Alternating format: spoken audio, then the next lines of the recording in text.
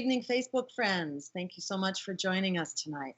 We have some very exciting candidates who are running for mayor in one case of St. Paul, Minnesota, and we have the Green Party governor candidate for New Jersey.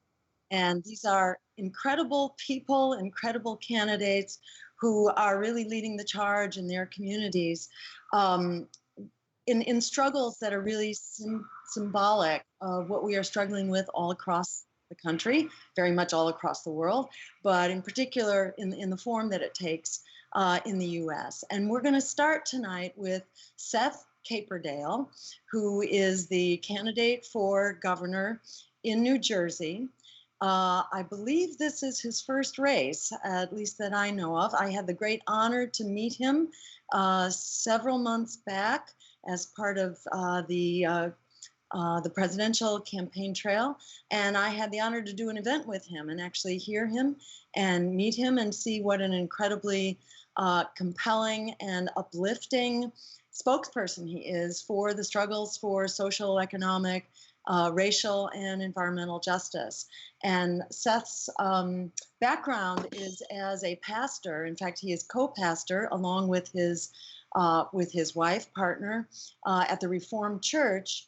And they really embody what social justice is all about. And I'll just say briefly that I was really kind of astonished reading Seth's bio about how he and his group have created these wonderful services and institutions and organizations to actually meet the needs of the most vulnerable in our communities, with the idea that if we're meeting the needs of the most vulnerable, then we're meeting everybody's needs. And that really needs to be our guide. So just to name quickly, they started a fair trade organization, an after school, a summer camp, a sustainable, something to support caregivers. And generally have been working in the area of community development and political action. So really a person whose life has been dedicated to this work, and you will hear it in what Seth has to say. And it's a great honor to introduce Seth. Put your questions and your comments up on the Facebook page. If you post them, we're going to try to get to them in the latter half of our conversation with Seth. So go ahead, Seth. Take it away. Dr. Stein, thank you so much for the chance to be with you tonight. And it is a great honor to be here. And you summed up a lot of the things that I have done. I decided to run for governor because I've learned over the last 16 years that I am a good administrator. You find out through the works that you do what you're good at, where your gifts are. And for me, it's about administration. And for me, being a good administrator means recognizing gifts in others. It means dreaming up new dreams. It means finding funds to make things come about. And it means operating in a way that doesn't add anxiety. I think a lot of people fear administration because there's always anxiety built up in it. And I really operate without anxiety. And I felt that this state needs a break from the kind of anxiety administration that we've seen with Governor Christie. And so those are some of the positives that I thought about myself when I decided to run for governor.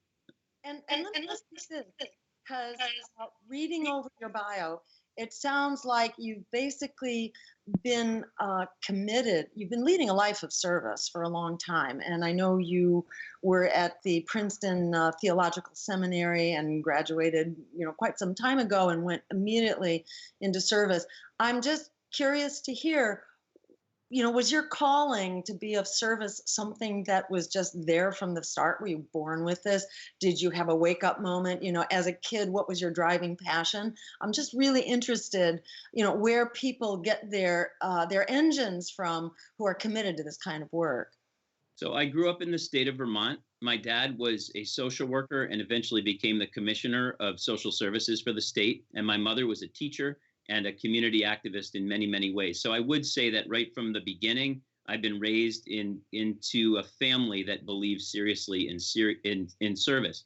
I then went to college I'd grown up in the church, but had never really connected church and social justice until I went to college in Michigan and started attending a church where a migrant farm kid had become a pastor. And the first sermon I ever heard preached, he'd been out midweek videotaping a blueberry field where migrant quarters were not being kept well for the pickers. And I went up to him after the sermon. I said, your church lets you do that? And he said, man, you got to read your Bible again. And that really set me off reading liberation theology and making me understand that social justice and even a Marxist reading of Christian scriptures and many scriptures fits into theology. And that set me down a road to move to Ecuador and then on to seminary. And my wife and I have committed to the type of church work that's all about saying the last are first and the first shall be last. And that kind of mentality has really worked its way into my political slogan, the last are first. I believe a wellspring from below is what's going to change this world, not a trickle down from the top.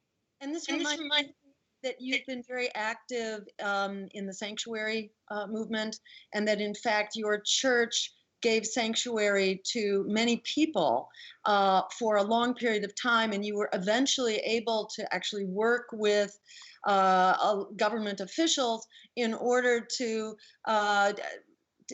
stop their pursuit, in order to basically give them a stay of their deportation orders. Just say a word about that. It's pretty remarkable. Yeah, so for 15 years, I fought a battle on behalf of hundreds of Indonesians who came to this country escaping the collapse of the Suharto regime, ethnic Chinese Christians who had escaped and ended up in the community where I happened to land as pastor. So I got personally invested in their story. I watched as they all registered after 9/11 because the government said people from large Muslim countries register or be considered terrorist fugitives. They went and registered, and because they registered, they became low-hanging fruit for our government's painful deportation policies. And so I fought for years on their behalf. I wrote legislation. I was in Washington constantly, and finally we had 9 individuals who were put on ankle monitors and were going to be deported at a given date. And we said, on the day you're to go and be deported, instead move into our church. And we had 9 dads in our church for 11 months until we worked things out with enforcement and removal operations in Washington and got stays of removal for all those individuals. Amazing. Say a few words also while you're on it about your work on torture. I know that you are like vice president of an association. I don't remember whether it's clergy or it's interfaith, fighting against torture, specifically focused on solitary confinement in our jails. Say a word about that. I have been active on the board of the National Religious Campaign Against Torture for many years now, I think 4 years. And during that time, we've worked to support getting a full disclosure of the report about the secret prisons that were put in place by our government after 9/11. We've worked to end torture as it's been expressed through the Guantanamo Bay situation. And now torture in our own backyard, which is solitary confinement, that's become our national passion.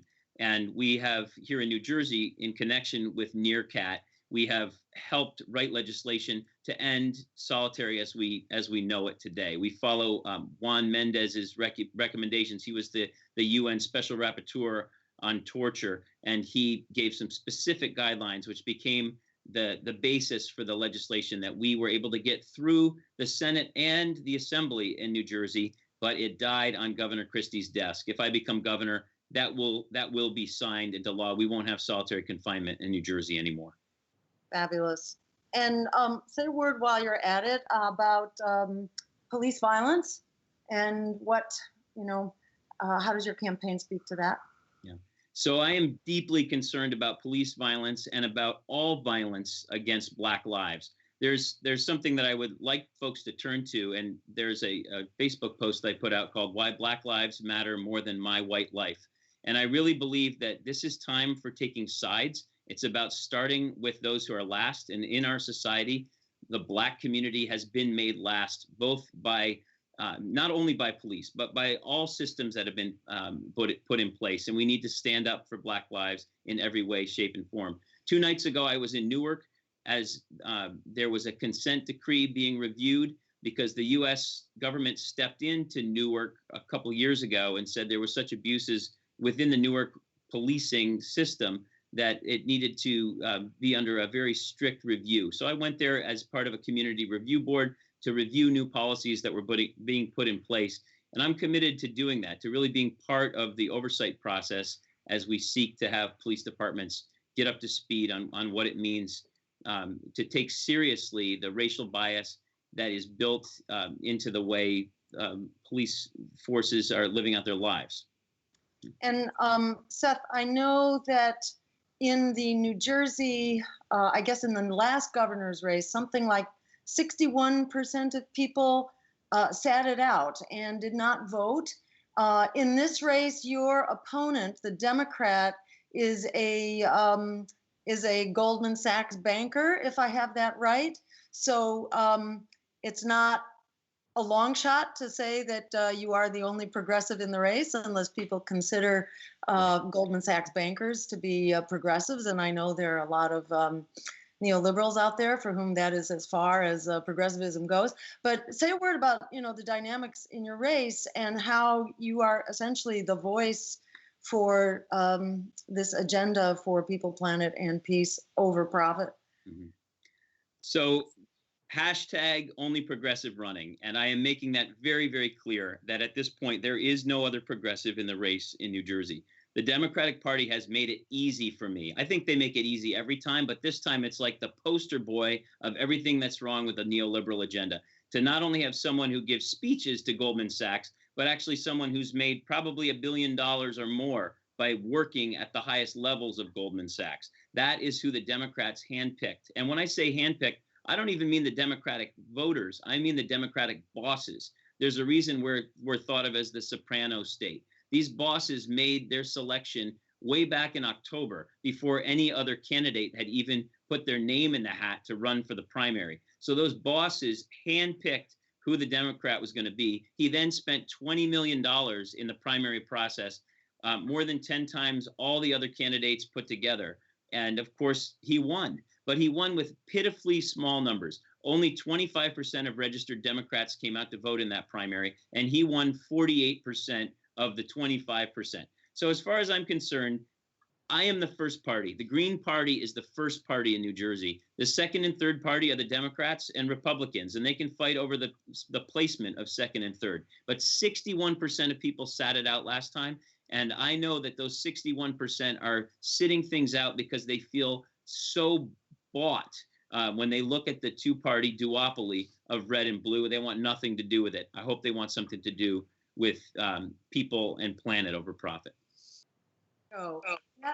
Catherine McHugh says she hopes that you will be in the debates. Now, as I understand it, in New Jersey, you have to buy your way into the debates. This is democracy on sale. It's like they're not being subtle about it. This speaks volumes about what money means in our elections, that you have to actually outright buy your way into a debate. It's just staggering. Usually that's kind of like the subtext. Here they're just being explicit. So you have to raise what, $450,000? What exactly? Yeah. What do you do to get into a debate, and how can we help you get into a debate? 430,000 is the magic number, and every year it goes up. So probably 450 will be the number next time around, or even higher. And it is incredible. It's an incredible sum of money.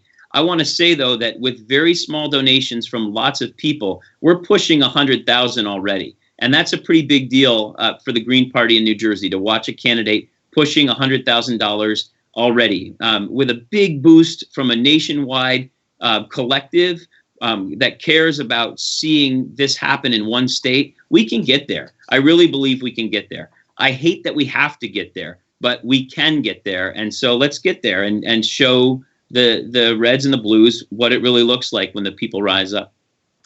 That's very exciting. I didn't know before just now that you had already gotten to $100,000. That is staggering to have raised that much money for a Green this early in the race. So I really want to encourage everybody out there, if it's $5, if it's $10, right, there are thousands of people watching. And if everybody chips in a little bit, we're going to be a big boost, and we're going to get Seth there. So this is really exciting. You can also go to Seth's website and sign up and be on the email newsletter so that you will be kept posted on exactly how he's doing in this very exciting race against, against the bankers and the billionaires. What's your website, Seth, so that people can catch?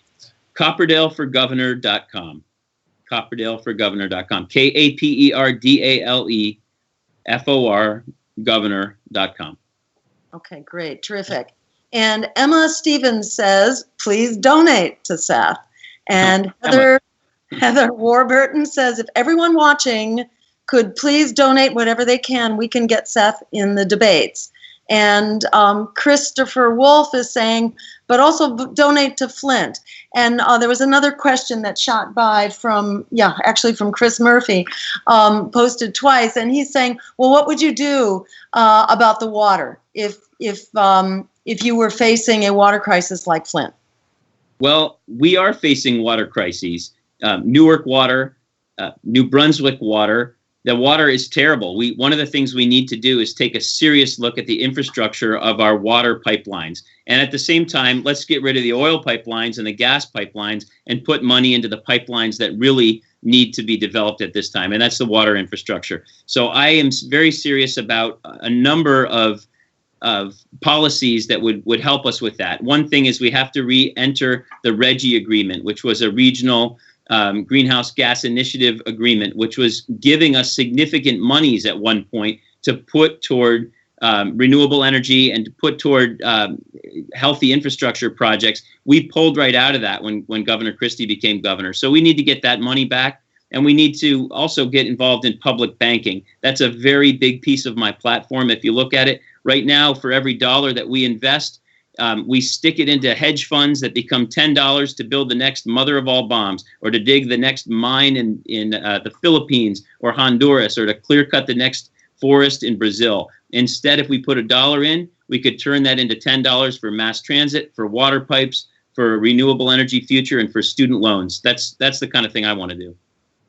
Great. And then Remington Howell says, how can you improve the lives of people with disabilities like me who are hard of hearing and vision impaired? Remington, thank you for that question. I would say that I have spent time already with a number of groups that are concerned about, in particular, job opportunities for folks with disabilities. And I was shocked at the high percentage, and I believe it was more than 60% of folks with disabilities in New Jersey who want to be employed, who cannot get employment right now. And so I want to look at that as a staggeringly high number of unemployment and come up with plans that can help people get jobs that fit within their abilities and not have them lose out on funding that they need for basic services if they get work. That was a big issue for people. And so Remington, I'm committed to that. Great. Christopher Wolf saying, that we all need to work together. Jessica Clayton is saying to come on out and meet you this weekend. Can you tell us do you know your schedule in advance? I know it can be hard to keep up with. Yeah. So to meet you. This weekend I will be down the Jersey Shore, and I'm blanking on the township right now at this moment, but I'll be down the Jersey Shore because I'm looking at building codes along pristine waters and along waterfronts, and looking at the ways that runoff in those locations have created significant problems within our water sources and our waterways. So that's where I'll be this weekend. And Kelton Jetter wants to know, what can we do about all the cancer-causing chemicals in our personal care products? I'm going to have to think about that one. I don't have a ready answer for you on that, other than to say that one thing that's already become clear to me is that the state of New Jersey has a tremendous number of environmental organizations that are doing incredible work, and they've been avoided by previous administrations. I'm somebody who wants to listen to the experts, and I know that the experts are often within the nonprofit world already doing their work and feeling stifled by government. I want to sit and listen to them. Hopefully I'll have an answer that comes from them next time you ask that question. And to piggyback on that, one of the ways that, as elected officials, we can allow those voices to be heard is to, by stopping the revolving door, and the kinds of appointments that you would be making, I'm sure, as governor, the people you would be appointing to your regulatory commissions would ensure that they are not bought by the Monsantos and by the Dow Chemicals and so on. So just by being an honest public servant, as opposed to a money grubbing politician as we've known them, the right thing happens, and it's just kind of like baked into the DNA of public service as Greens. So I have no doubt. These two fight for the common people and the planet, and that was from Lori Root Riley. Tom Violet says Seth will be in Forked River. Andrea Radich says, I like this guy. I can't vote because I'm not in his state, but I will donate. Thank you so much, Andrea. And Kim Lizwisky Mute says, New Jersey needs single-payer health care. Say a word about the state of health care in New Jersey, Seth. That is my biggest issue in my campaign. So if you look at my website, you'll see that New Jersey single-payer Medicare for all is front and center in what I stand for. And I'm the only candidate who's talking about it. There was one fairly progressive Democrat that was running and didn't do so well in the primary, who also had a single-payer plan. But I'm deeply committed to this, because not only is it important for healthcare being a human right that we all deserve, but I've come to see that the reason that we're economically enslaved in this state is because we're enslaved to the health insurance industry. About 31 cents of every dollar is going straight to the profit and overhead of these major corporations. We think we could bring it down to between 3 and 5% as the overhead to run a New Jersey single-payer Medicare for all. We would be able to easily have $15 an hour minimum wage if companies didn't have to freak out about whether their insurance was going to go through the roof the next year to those for-profit companies. The pension plan that we're so stuck in this state for our state workers, the reason we're stuck is because every year the state has to try to both contribute to the pension and take care of out-of-control for-profit health insurance. So if we've got that under control, the pension plan can be fully funded. People can work 40 hours a week without getting cut off at 28 because their employers are afraid of taking on another full-time worker for whom they're going to have to be responsible with health insurance. Over and over and over, we will see a tremendous economic revival in this state if we could wake up and take care of people's health care. Great. And Barbara says New Jersey is trying to hold back the pipelines. Tell us what's happening on that struggle. Yeah, so not too long ago, maybe 2 months ago, I took part in a 90-mile walk. I just did the first couple miles and then joined up again on day 4, so nobody get too excited. I didn't do all 90 miles, but it was a 90-mile walk along the Pilgrim Pipeline location. The Pilgrim Pipeline has not been approved, but big for-profit companies are trying to put in another big oil pipeline that runs almost the whole length of the state of New Jersey. In addition, we have a gas pipeline that was just put in under the Pine Barrens by one of those so-called commissions that was supposed to be making sure the Pine Barrens, which is one of our pristine areas, stays pristine. One of the appointees by the governor, or many of the appointees by the governor, decided it was okay to put a gas pipeline under that pristine area. So we need to stop these pipelines. We have issues with FERC, as so many of the states do, because that regulatory agency can work with pipelines that are connected state to state. But we can come up with some ways to stop FERC and to slow down this madness, hopefully until there's a change in Washington. And April Devine is saying, what about your policies on cannabis? Yeah, so I have gotten to a place where I feel very strongly that recreational and medicinal cannabis needs to be legalized. And my reasons for that are both, one, because I believe in the last being first. And when I look at why cannabis is illegal in the first place, it's based on incredibly racist statements and beliefs that got passed into our system decades ago. And that has led to the war on drugs in a lot of ways. It has poisoned the Black community with mass incarceration. It has just been something that has led us down a terrible road. So I'm for the legalization of cannabis, firstly, because I'm concerned that Black lives matter. And I don't like the ways that cannabis has so disenfranchised Black people. And also because I can't stand to watch white kids in Colorado making a mint off cannabis while I'm watching African-American kids in New Jersey starting down a road toward a future of incarceration because they smoke a joint. Kathy Butari is saying, our children's education is being harmed by high-stakes standardized testing. Will you eliminate that? Yes, high-stakes standardized testing is a horrible thing, and that is the result of Democrats as much as it is the result of Republicans. It's big money Dems who've turned our public education system into a high-stakes testing ground, and I'm just so offended by it, it needs to stop. My mother's a teacher, and I can tell you that I think she retired earlier than she would have because she got so sick of having to play games that had nothing to do with the career that she had wanted to go into. Instead, we're driven by profit-making, standardized testers. Great. Joshua Hellman says, Seth is an awesome candidate. And Christopher Wolf says, please help. Nancy Foster says, exactly. And Kathy Butari says, thank you, Seth. So I think we got a lot of agreement out there.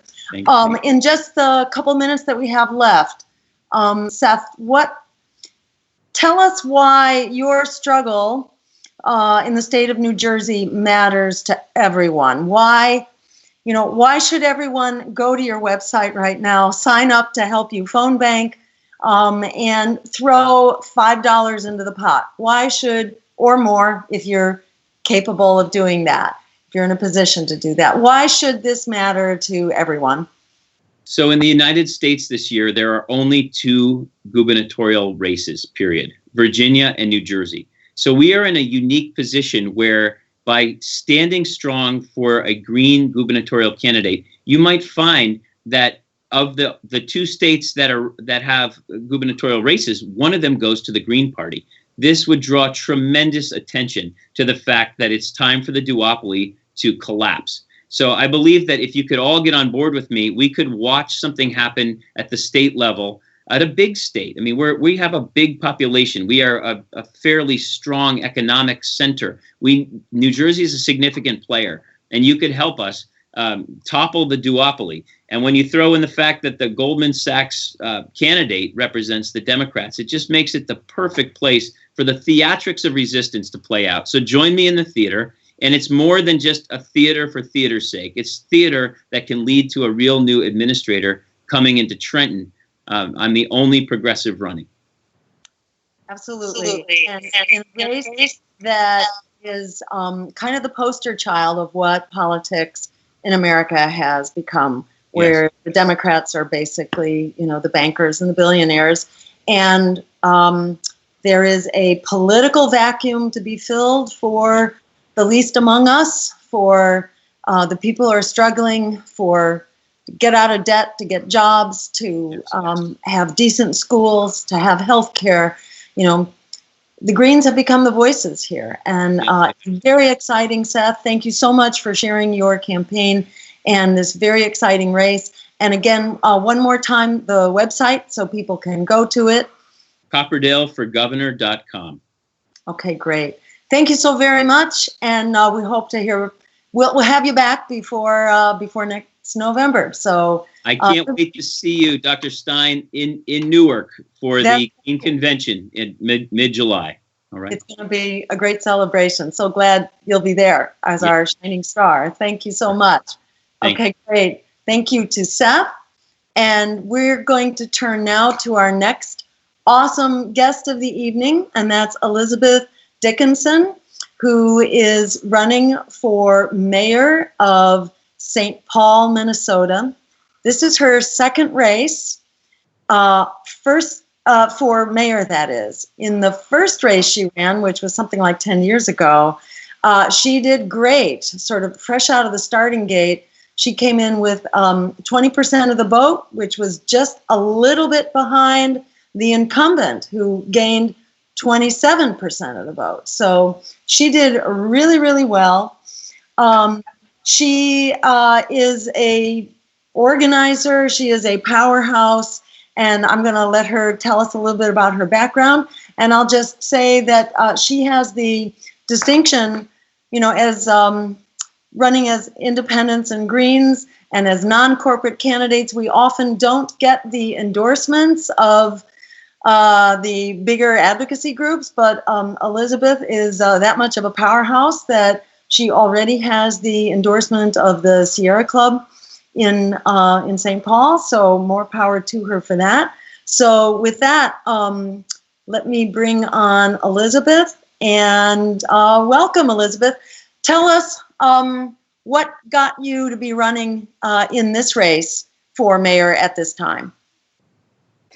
Well, first, thank you so much, Jill, for having me on. I really appreciate it. What got me into this race was actually two younger Green women who came to me between Christmas and New Year's and said, there's a hole in the race and we think you should fill it.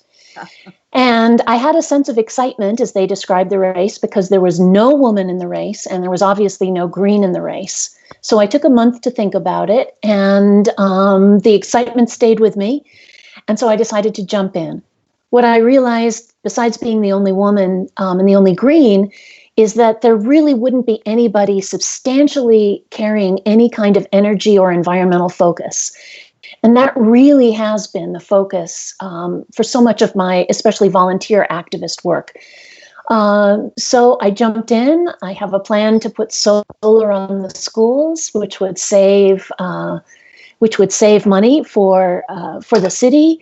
And I've been talking about trying to get more solar and wind manufacturers to town because it's growing 12 times faster than any other industry.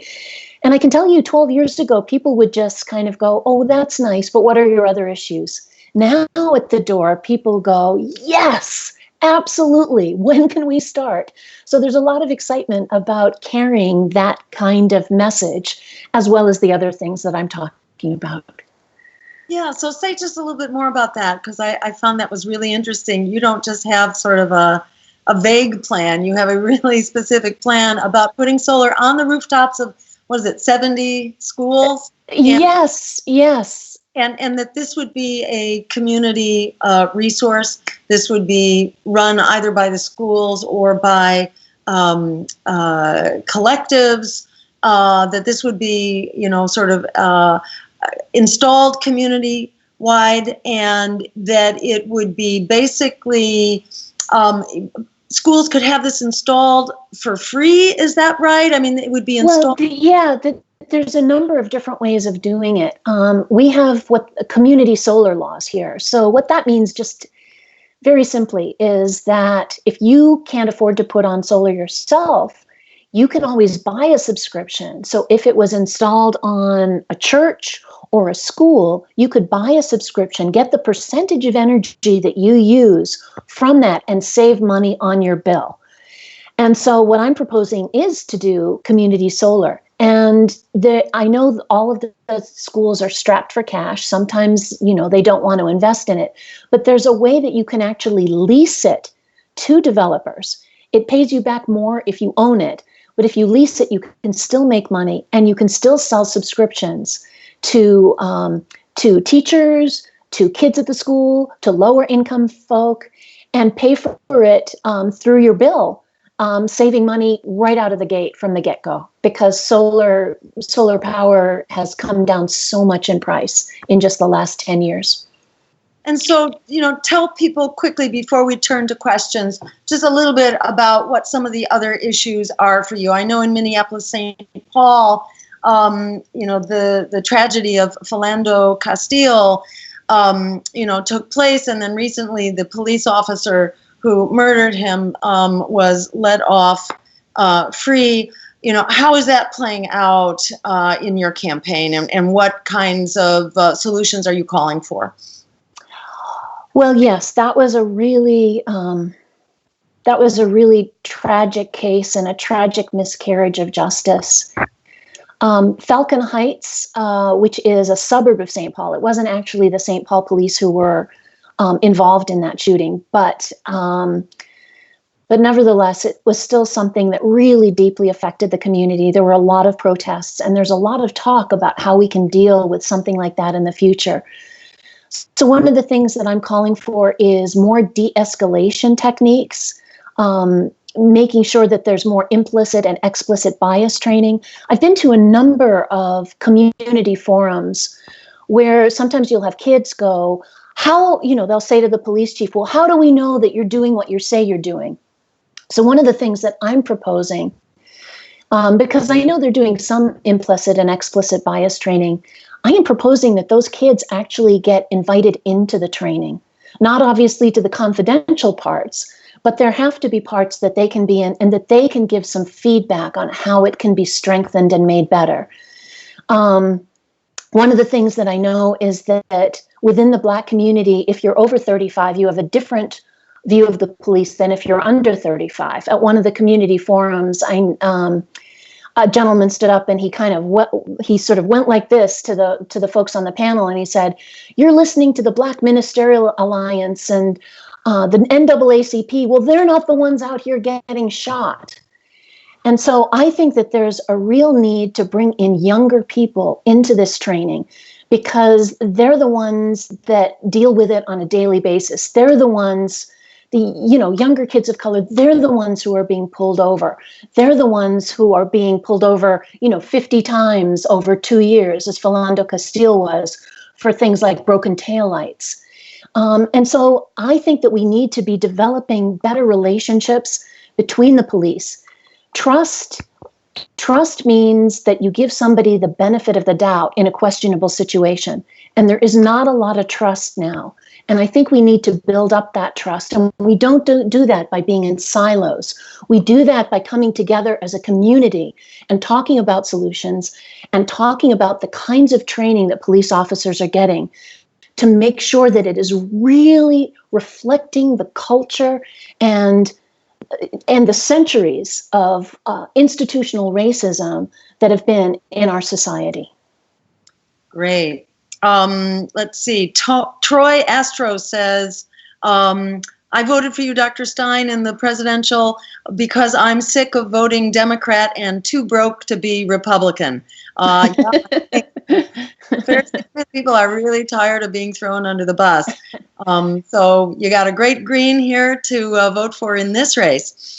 Nev Neskoska says, a degree in psychology and communications would help for police. Lori Root Riley says, let's demilitarize the police. And let me encourage everyone out there, throw up your comments, your questions. Makes it more fun and interesting to get lots of your feedback here. Christopher Wolf says, thanks, because we do need to do something about policing the police. So what about so-called police review boards, where the citizens have the ability to actually review what's going on and the power to influence police hiring and firing and so on? We actually do have a police civilian review board, and the latest controversy was actually because there were police on that review board. And so recently there was a big initiative to take them off so that they could be truly independent in terms of the kinds of feedback that they give. So that's something that I've supported. Can I talk a little bit about the 15 Now campaign, which is really exciting? Yes, do. Well, one of the things that I really support is raising the minimum wage to $15 an hour.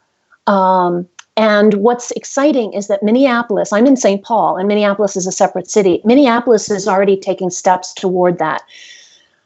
What the early review has said is that if they do that, it will lift 71,000 families out of poverty. Because we're a slightly smaller city in St. Paul, I still know the numbers would be equivalent.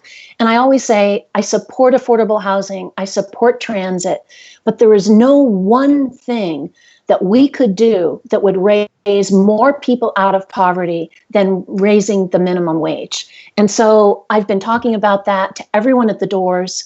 Everyone seems to support it, from a moral standpoint, a moral and spiritual standpoint, and from a practical standpoint in terms of lifting the people who most need the help. I'm really excited to support that. And it's one of the things that I've said in the first 30 days, I would be sitting down with the city council to say, how can we get this into our city? Great. And let's see, Kelton Jetter says yes on 15. Chris Murphy says, what about environmental health care? This connection between the environment and our health. I'm so glad. I'm so glad he brought that up. Thank you so much for the question. A few years ago, I was actually an advocate and a lobbyist at the Capitol for Healthy Legacy. And I wanted to say that out loud for the gentleman who was asking. There's a nationwide movement, I think it's called Healthy Legacy, depending on the states. And the whole purpose of that is to eliminate toxic chemicals from household products.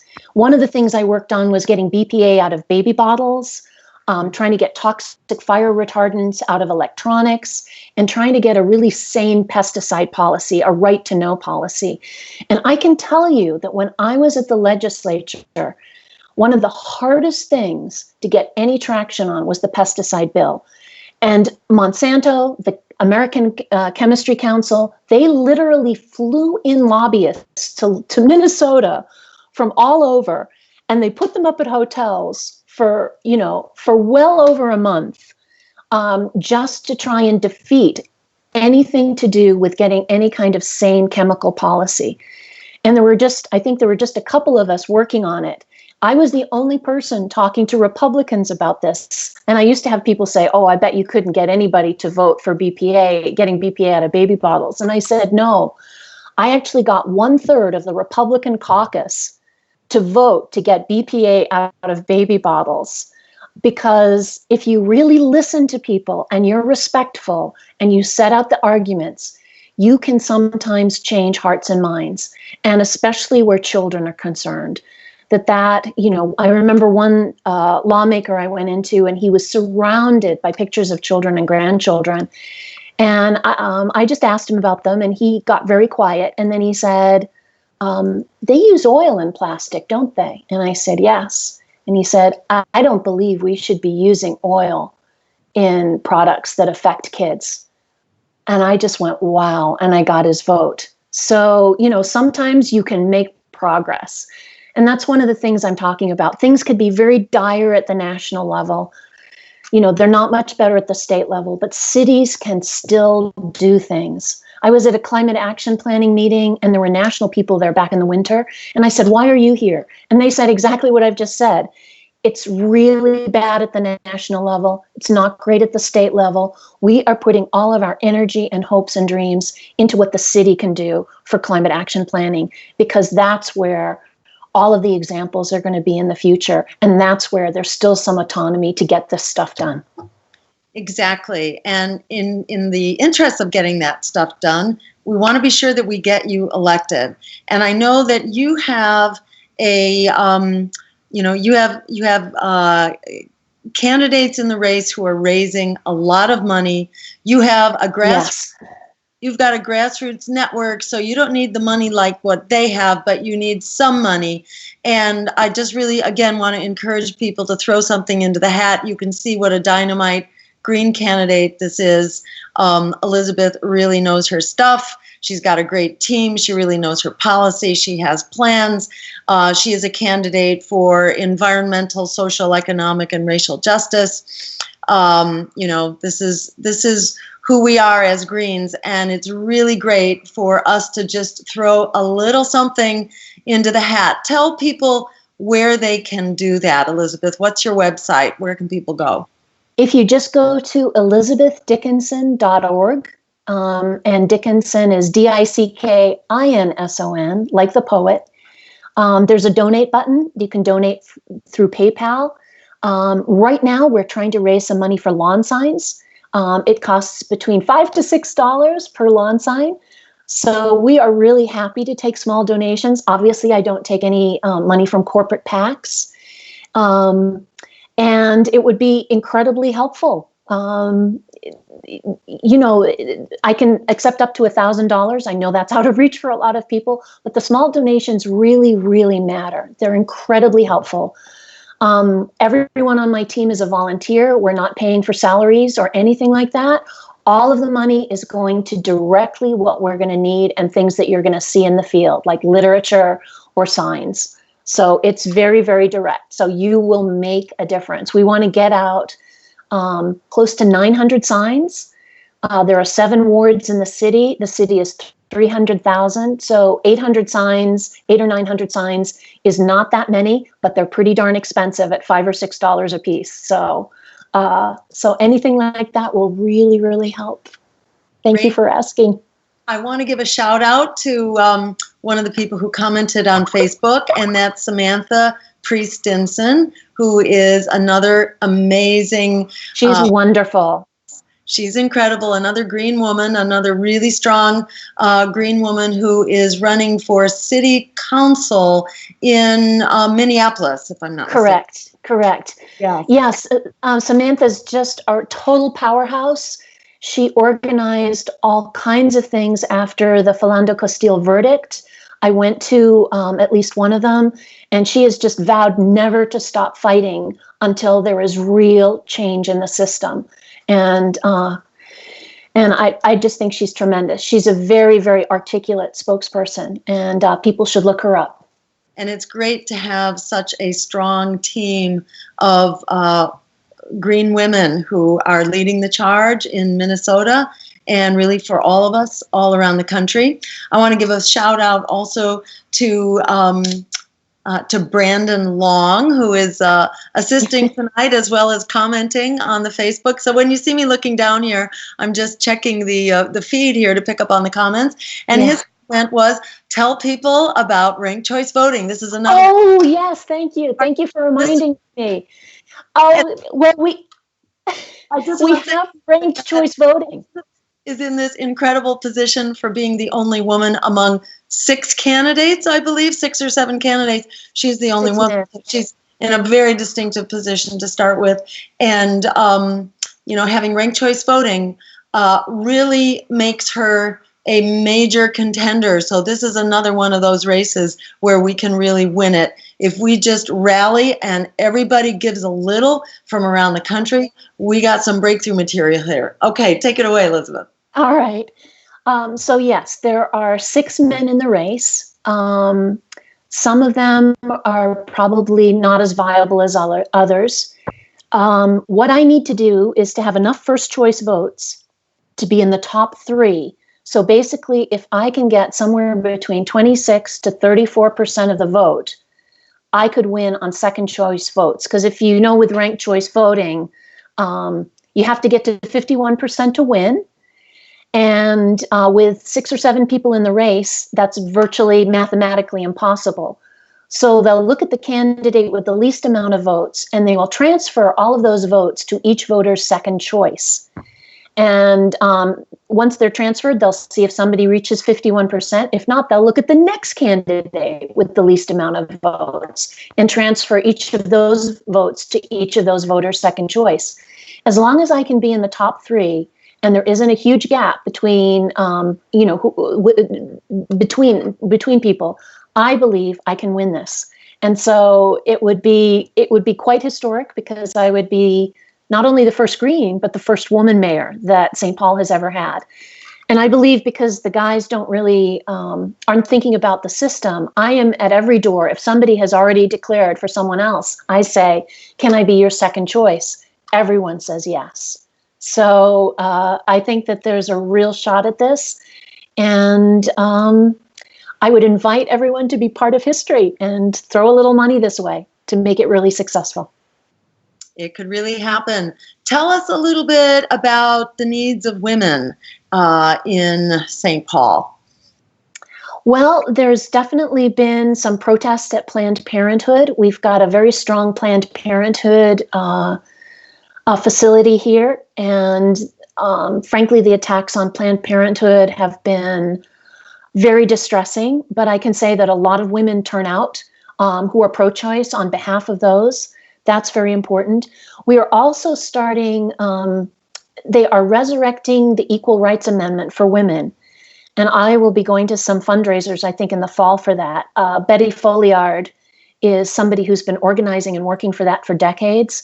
And we're going to be starting that campaign again to have an Equal Rights Amendment recognizing the equality of women added to the Constitution, which I think is so long overdue and so obvious. I can't believe that we still have to fight for it, but we do. Ganul Masana says, why people keep counting vote to Republican or Democrat. I don't want to see them anymore on the government. Time to move on. Yes, I think a lot of us agree with that. Daniel Goheen says ranked choice voting. Brad Stiegel says, thank you, Elizabeth. I finally understand how ranked choice voting works. That's great. Good. And there's good news today, by the way, from Maine, where ranked choice voting was passed at the state level during this last election. It was passed, but then the legislature began to fight it and was trying to repeal it because ranked choice voting, it upsets the apple cart. It really forces incumbents to actually compete.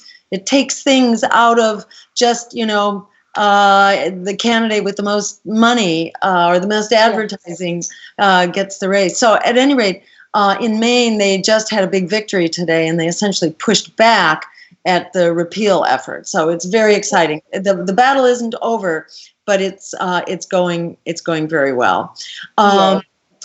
Let's see. So Nia Dallavalle says, Elizabeth, you are the candidate we need. Jeffrey Kofelt says, it's hard not to listen to all of the progress being made in Minnesota and look back in disgust at the damage that Scott Walker has done to my state. So, yes. Yeah, I think what he's saying there is that, Minnesota and Wisconsin, are very similar in many ways, but Wisconsin has really been held back by its very conservative government. Yes. Any thoughts about that, Elizabeth? Well, I think, there were a lot of people from Minnesota who went, during the union busting attempts and went over and protested in Wisconsin. And it's, it just shows how much damage can be done when you have a leader at the top who is determined to get rid of some of the protections that other people have worked so hard, to get and to maintain. And I'm definitely a strong union supporter because it's unions that gave us the 40-hour week. It's unions that have done a lot of the work to, to make sure that people are paid decently. And, unions have known that I'm definitely a friend of theirs. And in fact, that some of the unions have totally stayed out of endorsing in this race because they don't want to get in the way of the ranked choice voting, which I think is pretty interesting. There's some positive things happening. Very interesting. Yeah, that's remarkable if labor holds back because some of them have. Some of them have endorsed, but some of them are just saying we're gonna sit this out because a number of you have said to us that it tilts the playing field, and we'd like to keep the playing field even and see how this ranked choice voting works out. And it's especially interesting because it's very hard for labor to make a green endorsement. Yes. And when they endorse, they're usually forced to go sort of with the establishment. So by making a non-endorsement, that's pretty cool. Fingers crossed that yes, stay there. How did you swing the Sierra Club endorsement? Because that's very unusual too. Well, I was the last candidate to screen. And I wanted to be the last candidate to screen. And I went in there, and I've been a Sierra Club member. And I talked about the last race, actually. And I said, even though I didn't win last time, I changed some of the course of the city because the candidate who won adopted some of my platform. And one part of my platform was saying that we needed a sustainability and environmental coordinator for the city. And people have said to me sort of have said to me quietly, that the sustainability and environmental coordinator for the city owes her job to me, because when I was eliminated in the primary, which we will not have this time with ranked choice, but when I was eliminated last time in the primary, the mayor who won adopted that. And frankly, the sustainability and environmental coordinator has made a lot of progress. 25% of the municipal buildings, I think, are going to go for solar. Those are the buildings that the city owns. I'm focusing now on schools and stuff. The other thing that I really hit hard in my last campaign was the idea of getting more out of the franchise fees. Franchise fees, when you have a franchise with a utility, it's essentially giving them the monopoly to serve the community. And I said that we should get more franchise fees, and that we should get more from the franchise agreement. Mm-hmm. And before, they had gone in, when they had to renegotiate it, they had basically just kind of let the utility dictate. This time they sent in, after I just really hit it on the campaign trail, they went in and negotiated the highest franchise fees in the country, which is the third largest source of income for the city. So it was a really big deal. So I went in and said to Sierra, these are some of the things that I accomplished by running. And the fact is, nobody would be talking about any of these environmental things if I wasn't there. And I talked about the work that I had done to clean up the coal burning plants, the fact that I started a group called Clean Energy Now, and we got this huge victory because 2 of the local coal burning plants transformed to natural gas back in the early 2000s. And since the 1970s Clean Air Act, there had only been 3 in the entire country that had happened. So I've been incredibly, effective and just a leader for a very, very long time on issues. And I think that leadership was just really undeniable to them.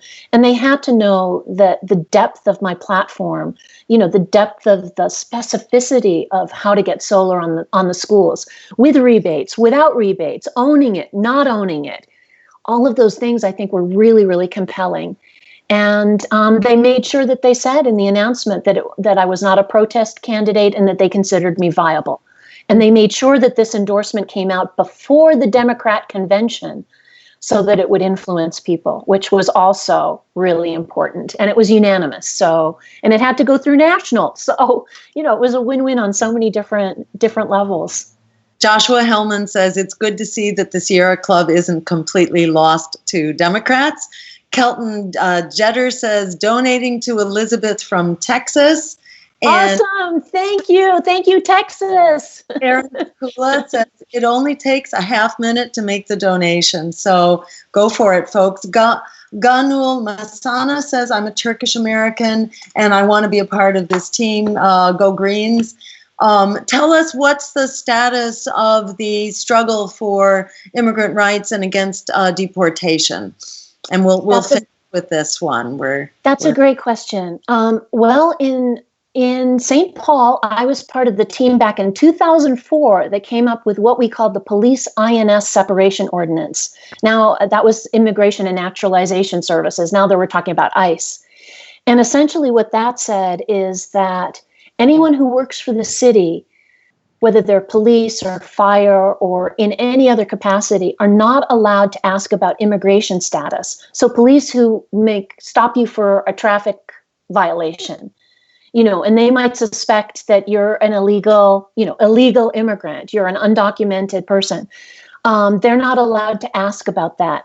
And they're not supposed to cooperate informally with ICE. So we have some of those protections already, and they are very strongly supported by our community. In addition to that, there are a number of churches that are doing what Seth's church has done, which are establishing sanctuary churches to be able to shelter people who might be under threat of deportation. So I believe that we're going to stand up to any kind of bullying or threats that Donald Trump might make against sanctuary cities. And, certainly I expect to be standing up against that as well. One of the things that we heard immediately after Trump got elected was that there were parents afraid to send their kids to school because they were afraid that ICE might come and deport them. And so there was literally a downtick in kids of color, immigrant kids going to school because they were afraid that families would get separated. And that is just not acceptable. It is not acceptable. And people should not have to live in fear. And I've been a really strong supporter of immigrants. They contribute enormously. There's been a lot of, there's a professor called Dr. Bruce Corey, who is from Concordia University. He has talked about all of the economic contributions, in addition to everything else, that immigrants make to our community. And if anybody is looking for some good statistics about that, look up his work. But I'm a strong supporter of immigrants and want to do everything to make sure that people don't have to live in fear. Great. Kimberly Bain says, just donated from Utah. John Calvin Bird the third. Thank you, Utah. South Central Los Angeles here, and Lori Root Riley, Houston here. So as you can see, Elizabeth, you are speaking to and for people all over this country who are ready to stand up and say it's time for an America and a world that works for all of us.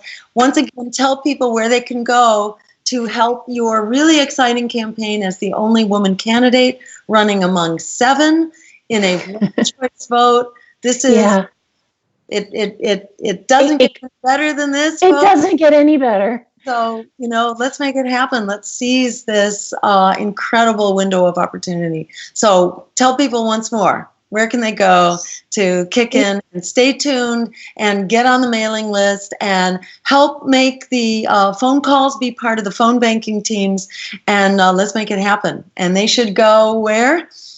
To ElizabethDickinson.org.